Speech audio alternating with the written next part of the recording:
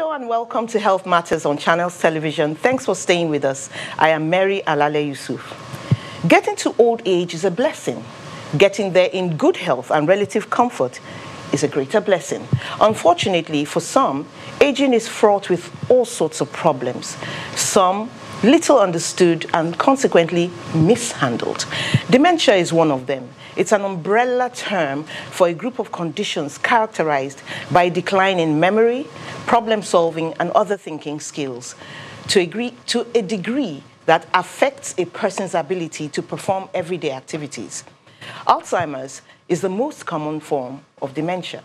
My guests are a sociologist, Mrs. Julie Okoigun, and a consultant psychiatrist with the Federal Neuropsychiatric Hospital, Yaba, Dr. Taiwo Oduguwa. They are both directors of Lemon and Feathers, an enterprise that nurtures the aging. You are welcome to the show. Thank you very much. Thank you for having us. Let's shoot off, shall we? Yeah. When do you begin to suspect that a loved one has dementia? I'll ask the doctor. Okay. You begin to suspect that a loved one has dementia when the person begins to ask the same questions over and over again. They say the same things over and over again, using the exact words. Okay. They are lost touch with things they normally do as routine. For example, cooking. They begin to forget how to do routine things. They forget things. They get confused around familiar space. They forget, things around the house. They misplace their glasses or misplace their keys. Their money. And so on and so forth. Then you start seeing early signs of the fact that they begin to neglect themselves. They're unable to care for themselves, properly. Their self-hygiene is questionable and so on. Okay. Can you explain the difference between dementia and forgetfulness? Just not being there altogether. Any difference? Yes, there's a difference, and thank you for that question. People normally use memory loss. They use it synonymously with dementia. Yes. They're not the same thing. Mm-hmm. As you earlier said in your definition of dementia, it's a constellation of symptoms. It affects the whole body, the whole personality.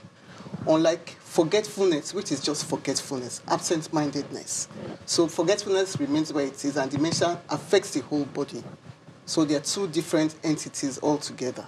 Everybody forgets things, but dementia is usually common in the elderly people.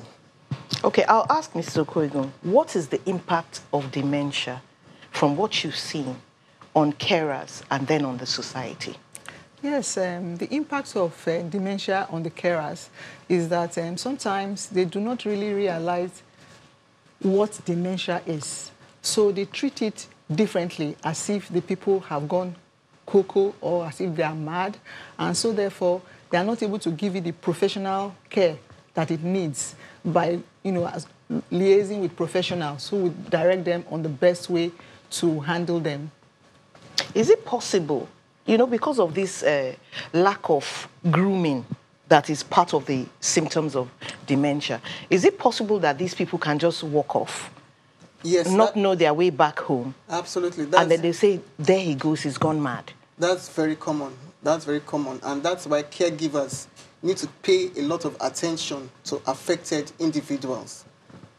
And, in this environment, people tend to stigmatize them. Yes. When mama or papa walks away and they're confused and what they're saying is incoherent, people now tag them as witches or wizards and say that they're confessing their sins and things like that. Is that the whole, the whole picture of what stigma looks like for someone who has dementia? Well, what other things do people do? The slowness, the incoherent speech, Then the fact that at later stages, they tend to lose, their ability to maintain their bowel or bladder function. Okay. So you find them defecating or urinating on themselves. Sometimes people that are not properly cared for tend to have a stench following them. Okay. So those are the things that and so can they bring stay about, away from them. So people tend to stay away from them or, maltreat them. Let's get this out of the way. Can this condition be cured or prevented? It depends on the kind of dementia. Mm-hmm. There are some dementias that are irreversible, like Alzheimer's dementia. However, there are some dementias that are caused by other things. For example, high level of thyroid or low level of thyroid. Okay. So treating the thyroid would help. Treating the underlying cause will help. It will improve the outcome eventually. So there are treatable and untreatable causes of dementia. Another common cause is the normal pressure hydrocephalus. That is when there's accumulation of fluid in the brain.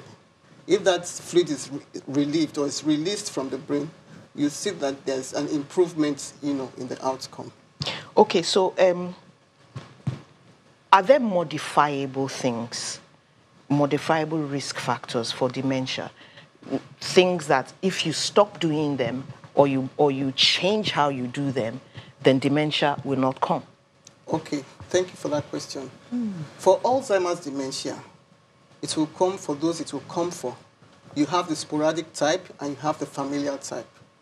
That one, there's not really much, there's not much modifiable measures you can put in place for those.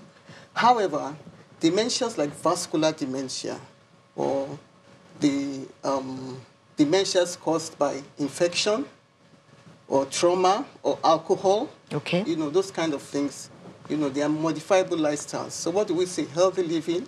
There's something they call the Mediterranean diet. Okay. More of leafy vegetables, beans. Okay, so are we fruits. Officially adopting the Mediterranean diet? Well, not in all cases. But in reversible dementias, yes. Especially those that have to do with blood pressure, diabetes, cholesterol, high cholesterol. These are good ways of, minimizing the possibility of it coming up. And of course, you have to start before the dementia comes in. Years before. So, like someone like myself, or even people that are younger, should have started modifying their lifestyle so that they can enjoy their old age. Okay, great. Yeah. All right. You're proposing a solution for people who simply cannot keep their elderly ones with them and carry on their daily activities. Yes. Please take us through that, what Lemon and Feathers is doing. Yes, once we realized that there was a gap in such services, because we are as friends, we came together to form Lemon and Feathers because we used to be a support network and be asking each other, how do you do? And fortunately for us, there were doctors in our group, and sometimes we'll call a doctor and say, please, my dad is behaving like this or having these symptoms, and I don't know what to do. What did you do when you had such type of situations? And we advise ourselves, and we realize that other ordinary people who do not have access to doctors, how do they, at least informal advice, how do they solve these problems? And even in the society at large, we have even observed old people who are not being cared for, not because they didn't really want to be cared for. Sometimes the caregivers don't even really know what to do, and they don't have access to information or facilities that would even assist them to do these things. So we decided to, come together to form this social enterprise where we hope to try and bridge this gap by giving communication and connecting them to, outsourcing them to these people that can provide services like that, like escort services. Why would I or anybody take their loved elderly one who is not sick and bring them to a place to stay? In times gone by when we had communal living, we relied more on the extended family. And so there were younger children around, there were people around these elderly people. But as time went on, these days, the cultural implication of that is that it's already been eroded and people are living in the cities. And then if you bring your parents to live with you in your own home, you have to go to work, the children have to go to school. And at the end of the day, they spend a lot of time on their own and they become lonely. And, the loneliness leads to all kinds of things. And even if you had any helps that will stay with them, it might even lead to abuse. Because if that house help has done every other thing they need to do in the house, and they still have to look after this elderly person, and they do not really understand the process of aging and some of the drawbacks or the slowing down of their abilities to do certain things for themselves, it becomes a problem. But if you know that you can take your elderly mother or father to a center where, either as a daycare or even for a weekend or for a week because you have to travel somewhere where they can be looked after. We believe that it will really help to give them a better quality of life. So this is how we hope to do that. Okay, you have, I mean, clearly put it forth how much relief it will give Yes. the carer. Yes. But did we ask the elderly people how they would feel about, being left in a place? The thing about it is most of these elderly people, they even complain. When you go to work, when you come back, you're tired, you are like they've given them food. Sometimes in a week, you're not really having any conversations. But if you say, mommy or daddy, uncle, whichever person that you're caring for, say, let me take you to a daycare center. Let's see even what are the facilities they have there. They will go there and they try it. And they might like it and they may not like it. So not one solution fits all. There are certain people that may like to go there. There are others who may not like to go there. And for those who may not want to go there, maybe a home caregiver can be provided so they will now look after them in their own environment. And especially also to make sure that the facilities within the home have been refitted in such a way that they are comfortable. Maybe the bathrooms are better accessible for them, and the stairs, maybe the railings are better, have firmer grips, and they're able to move around more comfortably, and they have an assistant to look after them. And in such cases, if they even have to go for any social event and you don't have the time, we propose that we may be able to provide the service for escort service, either to take them for social events or even for medical appointments, whatnot, or even to visit a friend and bring them back home. Okay. It's beginning to sound like a holiday resort. You have mentioned a home. Yes. You mentioned a daycare. Yes. Then you mentioned outsourcing. Yes. And even outings. Yes. Is this the extent of what, Lemon and Feathers is about? Well, that and the fact that we want to create awareness. We want to allow, organizations that are like the governments and other bodies that are involved in looking after the old, or people within the society, to know that they should not disregard the old people, because it's a natural progression of time. And we all pray to get old. To get old is a blessing.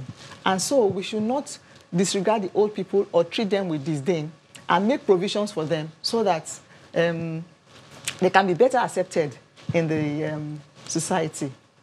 Okay. Yeah. Can I add to that? Please do. Okay, so it's like a resource center, because there are different things that elderly people require. Yes. For example, someone that has just been told that, mommy or daddy, you have dementia, and that person needs to put his affairs right or her affairs right. Okay. So they might need the services of a lawyer. Yes. Or someone that will guide them into giving advanced, directive. Someone that will help them to write their wills and put things together. Power of attorney. Power of attorney, and things like that. So it's a resource center. Things that they need, where they can go to, they need a cardiologist or they need a neurologist. These things will be contracted out to the relevant. Okay, so you're going to take care of their whole being. Like a one-stop shop. Well-being, Like a yes. one-stop shop for the elderly. Okay.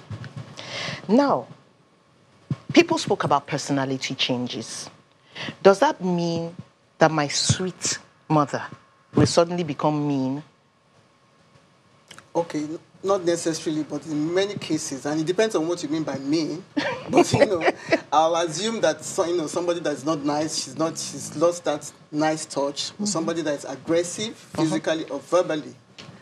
This is common with patients, especially during the middle to the end stage of dementia. They have behavioral problems. They could be aggressive, physically or verbally. Why? Why would they do that? They are losing their cognitive function. Okay. Dementia affects the brain. The brain then it's gradually shrinking. Yeah. So their cognitive function, their intellectual capabilities are also shrinking. They have lost, the ability to know how to behave in different situations. Yeah. So those things come up. Sometimes they have what we call a catastrophic reaction, whereby maybe the caregiver expects Mama to be able to dress up, but Mama doesn't know, has forgotten how to dress up. Yes. Okay. And is not being patient with Mama. Mama can flare. All right. So that is what we call. So even though sometimes they're not connecting, they feel how you treat them. Yes. They do. Sometimes they do. Sometimes they do. So they feel it. And so that's why it's said that you should be calm with them, be patient, and let the patient take his or her time, in carrying out that activity. So sometimes you have, especially in the evenings, they get more confused, when the sun is going down. And it can lead to, aggression. No, that's or a new one. Yeah. Can you draw a connection? Yes, because that's why they say you should nurse patients with dementia in a familiar environment. Okay. You should put clocks or calendars or pictures of familiar faces around. So in the evenings, when the sun is going down, it's getting darker. Okay. It's getting darker. So they tend to get confused as it's getting darker. So, that confusion can come in some form of agitation, So that's where the personality change thing comes in. Okay. So someone that used to be, Sorry to cut you there. We have Jimmy on the line. Hello, Jimmy. Hello, good afternoon. Good afternoon, Jimmy. What's your question? Yes, I want to ask what's the role of exercise? What's the role of... Exercise. Okay, thank you. Exercise. I'll let the doctor answer that, Jimmy. Exercise. What's the role? Oh, the role of exercise. So that's part of the lifestyle changes that we require. And the role of exercise is that it increases the blood flow to the brain. Aha, so when blood flow increases to the brain, that inevitably means that glucose and oxygen is increased to the brain. So the brain is being, nourished, so to say.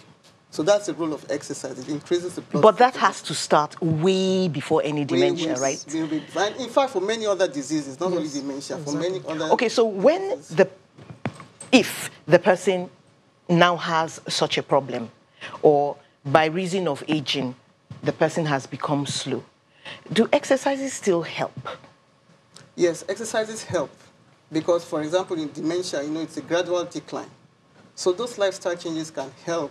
Apart from medications, of course, medications are important, but lifestyle changes too, can help to, slow down the pace of deterioration, slows down the pace of decline. So it also comes to play. Also, the role of, tasking the brain. Yeah. Because the patient has dementia doesn't mean that you should just leave the patient like that. The patient can play Ludo, can play words. With dementia? Yes. So you do... For stages mild to moderate. Okay. But by the time the patient is getting to severe, there's really not much, Can you tell if they're happier? If they're happier. I'm trying to imagine, somebody who is not connecting with anybody. He has forgotten his wife's name, his children's names. This is 2019. What he remembers is 1965, Are they happier when people talk to them, when people are around them? Being around other people their age, does it help at all? It does. It helps. It helps because loneliness is a big problem in old age, And as human beings, we tend to relegate the elderly, to the background as if, Mama, it's just a matter of time. They will soon go. It's just a matter. So when they're given that necessary... Okay, it's a matter of time before she passes on to the other side. So they don't give them the needed attention. But when they see that attention is given to them and they're treated in a dignified way, it helps. It helps. It helps. So they're supposed to do some cognitive exercises. Yes, to keep stimulating the brain. Now, some people feel, okay, if I take my mom, or I take my dad to a center, maybe the kind of person who cannot afford to have the parent come back every day, maybe some traveling job that she has. And she says, well, people will think I'm wicked, I'm really bad, and I'm neglecting my mother-in-law. Yes, let's make it a mother-in-law, not a mother. So how do you deal with that? Well, this is where we come in at Lemon and Feathers. We have to continue the sensitization, information, letting people know that this is where we are today and this is the only way we can get help. Because the alternative is to leave her at home, go about your business, and stand the risk of her being abused. And then she continues to be lonely. So, in fact, there's a cost to this thing. It's not as if it's cheap or anything. But then again, even for the cheaper ones that we liaise with the government to provide and other bodies that want to provide such services, you know that it's an effort even for you to take a loved one to such a place where they can have respite. Okay, let me let you continue that later. We're having a call. Hello? Hello, good morning, ma. Good morning. What's Okay, my your name is- question, Lawal? Yes. I want to ask the doctors in the house, what is the difference between heartache and angina? Heartache and angina. Hasn't got anything with That's dementia. not that's not about dementia. Thank you anyway, Lawal. But what I can say is, are these some of the things that can lead to dementia? Well, yes, inevitably. Anything that compromises the blood flow to the brain can eventually lead, and if it's chronic, it's long-standing, it can eventually lead to dementia. So far, the blood to the brain is compromised. So a stroke, Absolutely, like a stroke. a heart attack? Yeah.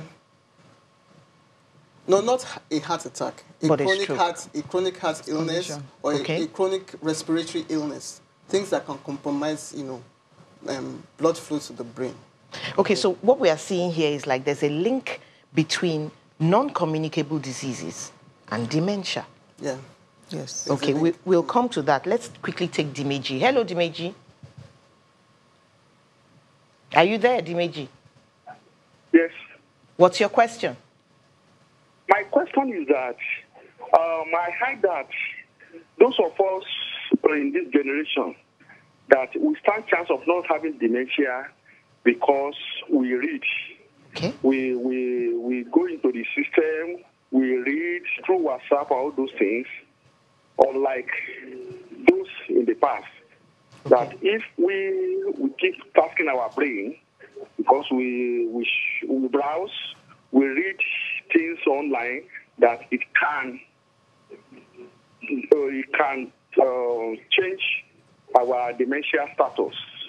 Thank you so much, Dimeji. That's a very good one. Doctor, is he right? Or how much truth is there to what he's saying? Yes, because it's been found out that a higher educational level, is protective. It's a protective factor to having dementia. However, that doesn't rule out the fact that if it's a familiar, case that runs in the family. Yes. And, Alzheimer's can also be sporadic. It can just affect, anybody. Once it starts, it starts. But education has been found out, To help. Yes, to help. So novels as well, not just newspapers and... And just tasking the brain. Just task the brain. Tasking the brain. Thank you so much for coming. It's been a wonderful time. Thank you. And wonderful having both of you here. Thank you very much. Thank you also for being with us and for your calls. Dimeji, Jimmy, Lawal, and all those who couldn't get through. Have a lovely weekend. I'm Mary Alale Yusuf.